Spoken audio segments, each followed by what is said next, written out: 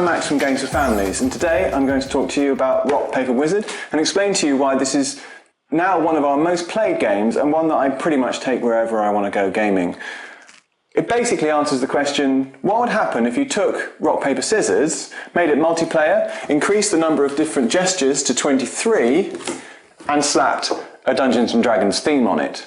Let's see how it plays. The game is extremely simple.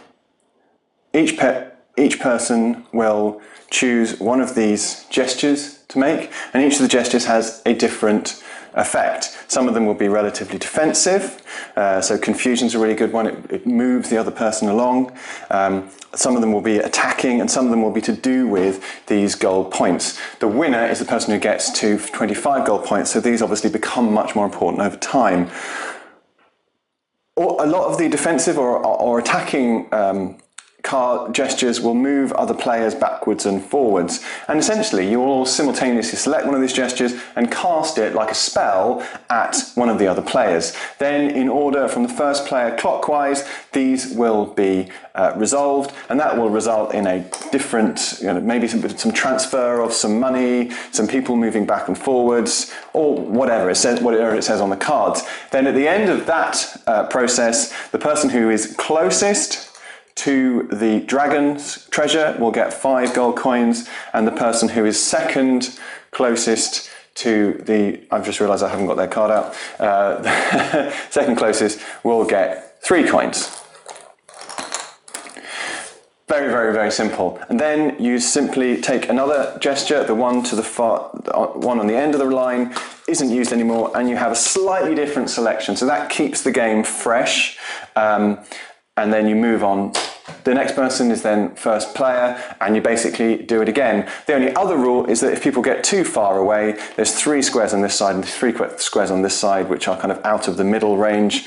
They move back into this square here. So you get quite a lot of people kind of clustering either side.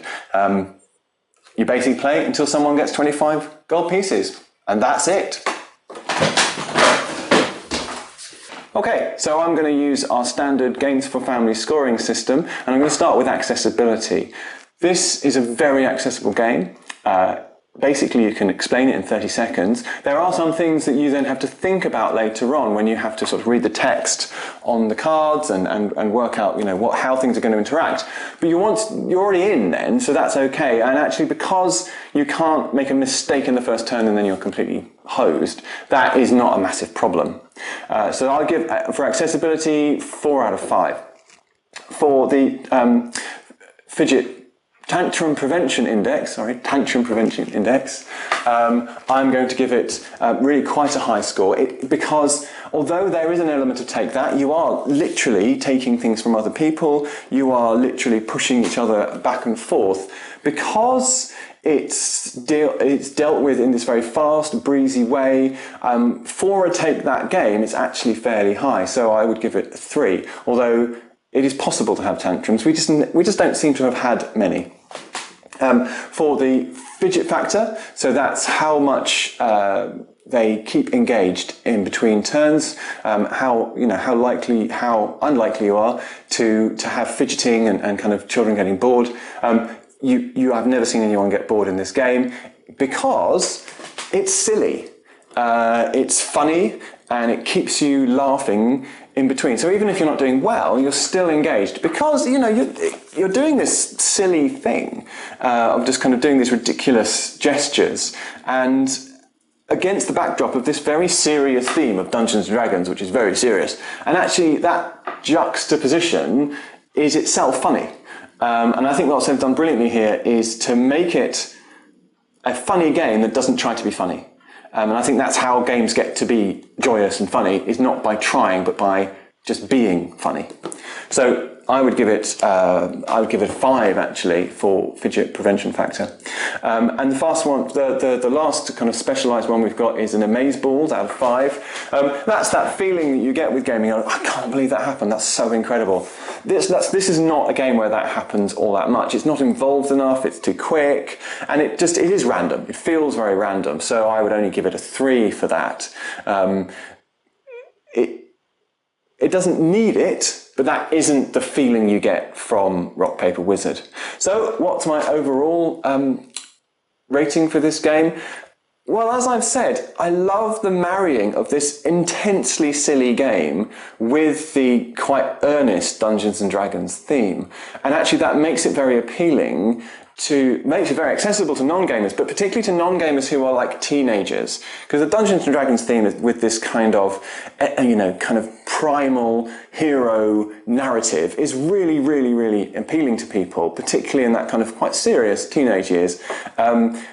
And this puts that into an extremely accessible package. So whenever we're playing games with the older children or teenagers, we always bring this along. And actually, to be honest, at the end of the night, this has become our kind of end of the night kind of filler game when we're all a bit tired and we want something to sort of lift our energy levels. This will do it every time. So strongly recommend Rock, Paper, Wizard.